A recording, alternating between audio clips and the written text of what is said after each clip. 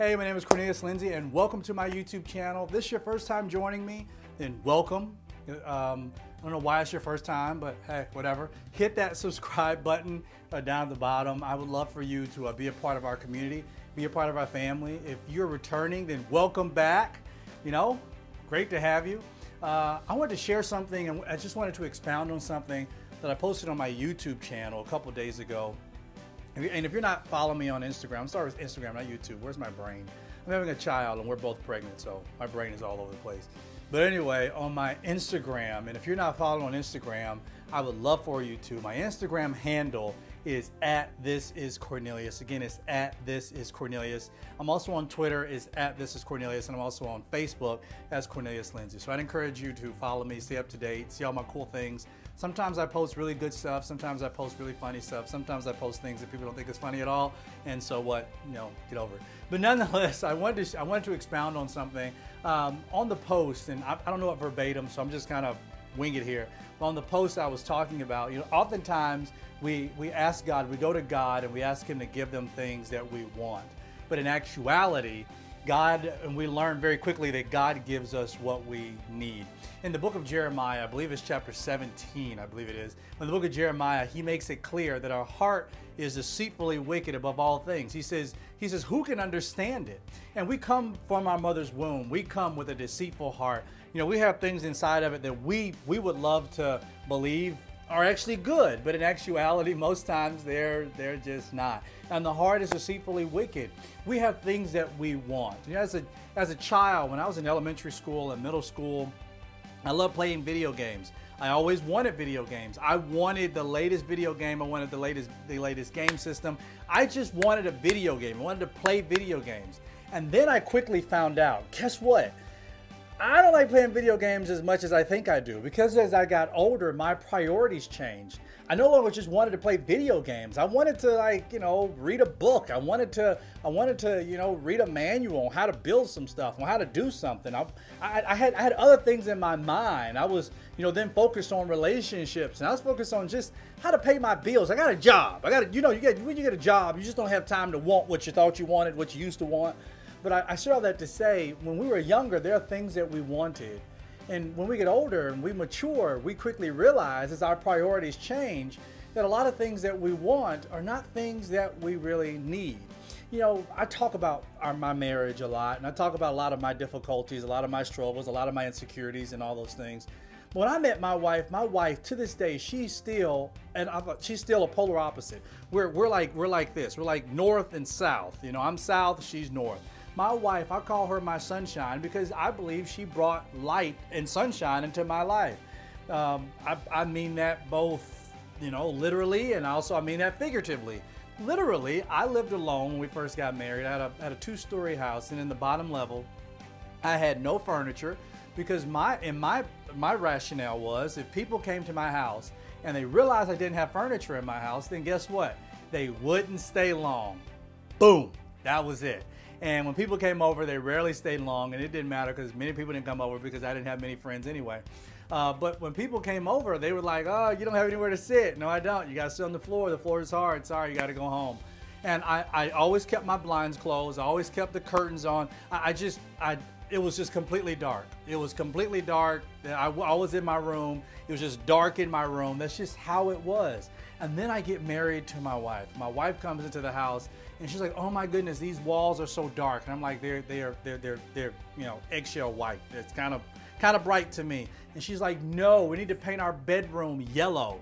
And I'm like, "No, you can't be serious." So she went out and bought this canary yellow paint, and she painted our bedroom yellow. And now it was just so bright that every time I woke up, I'm like, this is blinding. And she's like, "No, I want to bring color into your life." And she'd wake up in the morning and she goes to dance to Jesus. She likes to dance in her quiet time to Jesus, where, you know what, my study time with the Lord is more like me with a Bible. It's a dark room. I just have a small lamp sitting down, and I'm just there, just God, speak to me. And I want to hear about hellfire and destruction and damnation, you know.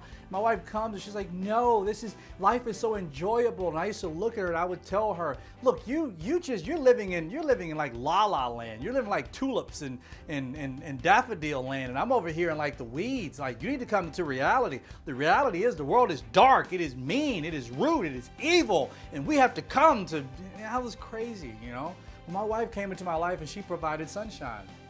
I thought when I get married, I told God, hey, what I wanted a wife, when we cook, because I know how to cook, so I wasn't looking for a wife to do all the cooking for me, but when we cook, I want like this fried chicken, fried pork chop, you know, sweet potatoes, not just sweet potatoes, but I want a sweet potato souffle. I want a sweet potato that's got a whole thing, like 4 sticks of butter and like marshmallows on top of it. You can throw pecans on top because, you know, we want to feel healthy. But I wanted like sweet potato souffle, and I wanted butter beans with ham hocks and collard greens with turkey necks, and I wanted some mustard greens with ham. You know, I wanted some substance, and I wanted all that on a Tuesday. You know what I'm talking about? But I was country, and I'm country. I'm from a small town in Mississippi, and I just wanted this down-home Southern woman, you know. And then all of a sudden, God imports this woman from the Northeast, from New York City, and now I'm down here, this Southern boy, and I meet this woman who has never fried a piece of chicken before in her life. In her life. When she told me that, I was like, there has to be something wrong with you. You know, there is a problem when you have never fried a piece of chicken. You need to, and I had to show her, this is how you fry a piece of chicken. But nonetheless, I thought this is what I wanted. I thought I wanted a woman who knew that tea without sugar in it was just, that was an abomination. I don't know why anybody even serves tea without sugar. If you're gonna get somebody tea, you need to put some sugar in it. You know what I'm talking about? Sweet tea. It ain't just tea, it's sweet tea. But my wife didn't know anything about that. And then, you know, there were times where I would meet her, and we were still courting at the time, and I would fly up because of work. I would fly up on Saturdays, and I would see her, and it worked out well. It was part of my job. I flew up there, I saw her, and I'd fly back home. And when I flew up there, she would give me these snack bags. And I remember opening up the snack bag for the first time, and I pulled out this Ziploc bag, and I was thinking, ooh, snacks. I'm on the airplane. I'm like, oh my goodness, it's gonna be amazing. I'm gonna get some snacks on the way home. I opened up the bag, I opened up this Ziploc bag, and here in this Ziploc bag was a snack that I have never had before in my life. Cranberries and cashews. And you bet, I called her when we landed, and I was like, hold up, I'm not a bird. I'm not gonna eat cranberries and cashews. I wanted some Doritos, I wanted some Funyuns. Where the hot Cheetos at, bruh? You know, and she was like, no, you need to eat healthier, and you need cranberries and cashews, and you need to make sure that, you know, you're taking in this and that. And I mean, she had all of these healthy things, and she brought me to a point of being more health conscious. She was like, you need to get a physical. You need to do this. What is your medical history like in your family tree? Are you guys healthy? Do you guys have a history of heart attack and disease? Do you have a history of blocked arteries? Like, what is it? We need to do something about this so you can live. But my wife came into my life, and she was exactly what I needed. Not everything that I wanted. In fact, in my list of things that I had that I wanted to God, truth be told, in my main list to God, I told God, I said, God, I want 2 things in a wife. Sassy and classy. Just give me 2 things, sassy and classy. I don't want no boring woman, but I just thought sassy and classy, God. And I had these other things in my mind, which I won't go into because, you know, praise the Lord. But I had some other things in my mind, and I was like, this is what I wanted, you know? And then God just comes and he sends this woman into my life that was just outside of what I wanted. But God knew it's what I needed. And this is what I love about what God does. God, he already knows our weaknesses. As a wise father, he knows our weaknesses. And in marriage, God sent my wife into my life to staff my weaknesses. Because in places where I'm weak, my wife is very strong. In places where my wife is very, very weak, I am very, very strong. And we come together and we complement each other well. But oftentimes we go to God and we're like, God, I just want what I want. And then we push other people away. You probably pushed away good people, a good man or a good woman because he wasn't the certain height that you wanted, or he wasn't a certain weight that you wanted, or he didn't look like this, or she didn't dress like this, or she didn't have all of this. Hey, most of that stuff can be trained off in the gym. If you can't do that, then you can go to don't go to surgery.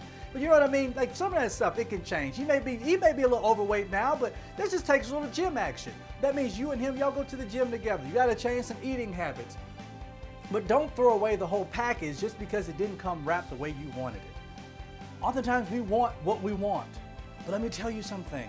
The heart is wicked.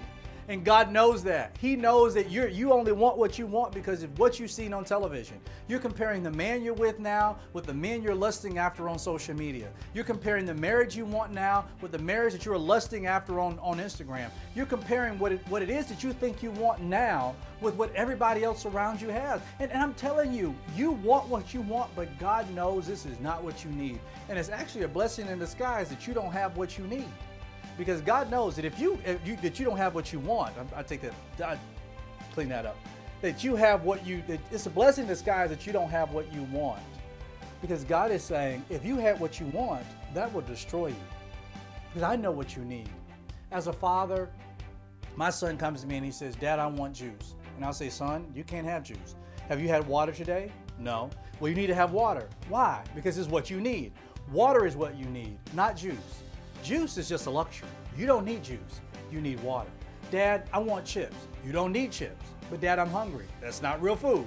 I'm not giving you chips. You need to eat food. You need to eat some vegetables. You need to eat some fruit. You need to eat some rice, some carbs. You need something else. You can't fill up on chips. My son, he gets upset because he's like, well, I just want chips. Well, I know that's what you want, but as a wise father, I would be a fool to just give you what you think you need all the time. And I get it, man. We try to use these scriptures to try to tell God, God, this is what you need to give me because your word says that if I knock, that you shall answer. If I seek you, I shall find. That if I ask, you shall give it. And God, that you'll give me the desires of my heart. But here's the thing that we fail to realize with our great, awesome God. He's not going to give you the desires of your heart when he knows it is deceitfully wicked. He gives us the desires of our heart when the desires of our heart becomes his desires. And his desire, the desire of the Savior, is that he may glorify the Father. The desire of the Son is that he can glorify the Father. In the same way with ours, if we're to be Christ-like, our desire is to glorify the Father, not to just say, well, this is what I want. And because I want it, I'm going to want it. I'm going to get it. And God, you got to give it to me. That makes us brats, not wise, prudent servants and wise, prudent children. It doesn't grow us up to mature. It just grows us up to just be brats, just constantly going to God as though he's a genie in a bottle. So yes, I believe that God, as the word says, God will give you the desires of your heart. But he's going to give you the desires of your heart that he puts there. Because when your heart begins to align with his, then of course, he'll give you all the desires because they are his desires, not just yours alone. So you got to be cautious before you go to God and you say, God, these are all the things that I want. Instead of doing that, humble yourself and say, you know what, God? I want to be open to what you know that I need. And although, let me say this and I'm done. Most times I hate the stuff that I take in the morning. You know, when I wake up in the morning, I take like this teaspoon of black seed oil and it tastes horrible. Every morning I get up, I dread it. I hate it, but I know that I need it. I know that I need it because it helps with mucus, it helps with other things inside of my body, helps to build up my immune system. I need it. There are certain foods that certain vegetables I just hate, but I know that I need it. They don't taste good to me. They don't taste good going down. They don't even smell good when they're cooked, but I know that I need them. There's just certain things, certain juices and certain stuff that I'll take in that I say, God, I know I don't want this, but I know that I need it. Maturity teaches you that sometimes you got to block out your senses to take in what you need because you really need it. And furthermore, just because you think you want it does not mean that it's something that you should continually go after. I know I don't like the black seed oil, but I know that I need it. It may not feel good going down. It may not smell good when you smell it. It may not look good when you're looking at it, but it still does not discount the fact that you need it. So don't just go to God and say, God, I want what I want. Give me what I want.